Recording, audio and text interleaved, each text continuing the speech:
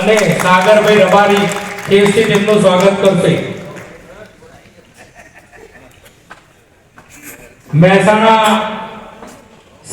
મહેસાણા જિલ્લા સંગઠનના શહેર બક્ષીપંચના મહામંત્રી અને યશ પટેલ સંયોજક શ્રી યુવક બોર્ડ તેઓ ખેસથી તેમનું સ્વાગત કરશે।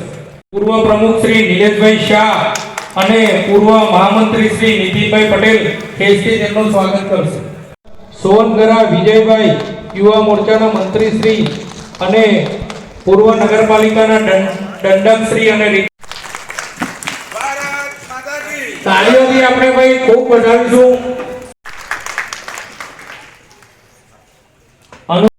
મૂળજીભાઈ પરમાર પૂર્વ સદસ્ય અને મનહરભાઈ શ્રીમારી। ભારત માતા કી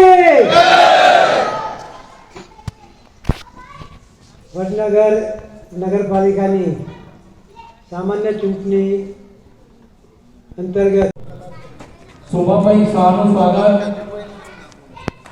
વિશાલભાઈ સાધુ સ્થાન લેશે।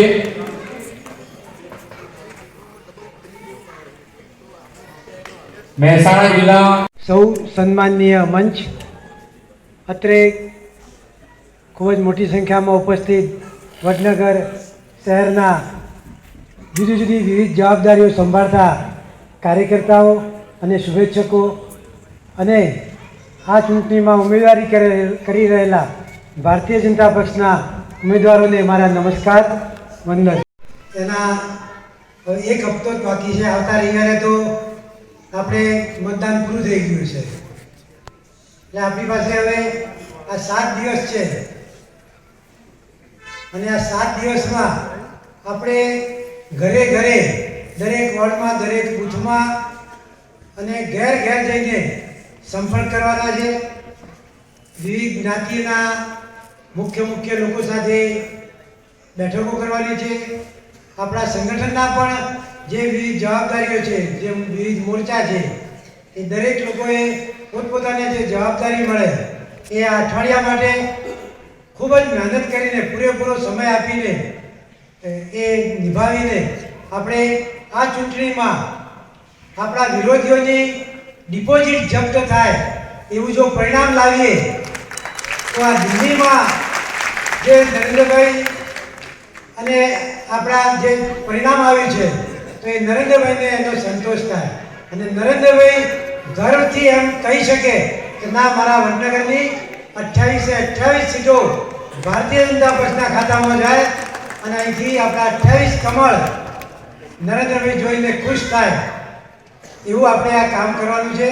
તો હવે આ બાકીનો એક સપ્તાહ છે, એ અઠવાડિયામાં આપણે સૌ કામે લાગી જઈએ। આજે આપણે હમણાં જ જે ઉપસ્થિત છે એ જોઈને આપણે એની આ ચૂંટણીની ગંભીરતા કેટલી છે એ સમજવાનું છે અને આપણે ક્યાંય બી એવો ઓવર કોન્ફિડન્સમાં નથી રહેવાનું કે ના, આ તો બધું વડનગરમાં બધું થઈ જ જશે, આપણે જીતવાના જ છીએ એવું નહીં, પણ આપણે ઘેર ઘેર જઈને આપણે સંગઠન, આપણું જનાધાર કેવી રીતે મજબૂત થાય અને આપણે સૌથી ગરીબ ગુજરાત। ખૂબ ખૂબ ધન્યવાદ સાહેબશ્રીને। ગુજરાત પ્રદેશ ભાજપના મહામંત્રી શ્રી આદરણીય ઉમેદવારશ્રીઓનો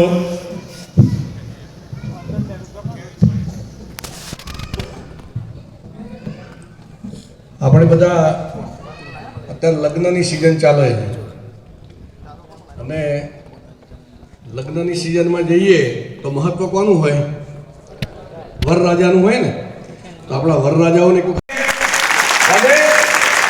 ચારે ચાર આપણા બે બેન તો ક્લિયર થઈ ગયા છે, પણ આખો વોર્ડ આપણો જીતે। ગઈ વખતે મને આ વોર્ડ નંબર 2 ના આપણા મિત્રો છે,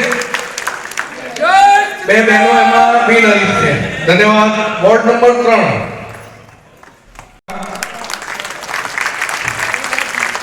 ચારે ચાર ચૂંટણી લડી રહ્યા છે, એમને આપણે પેનલ સાથે વિજય કરીએ। ધન્યવાદ।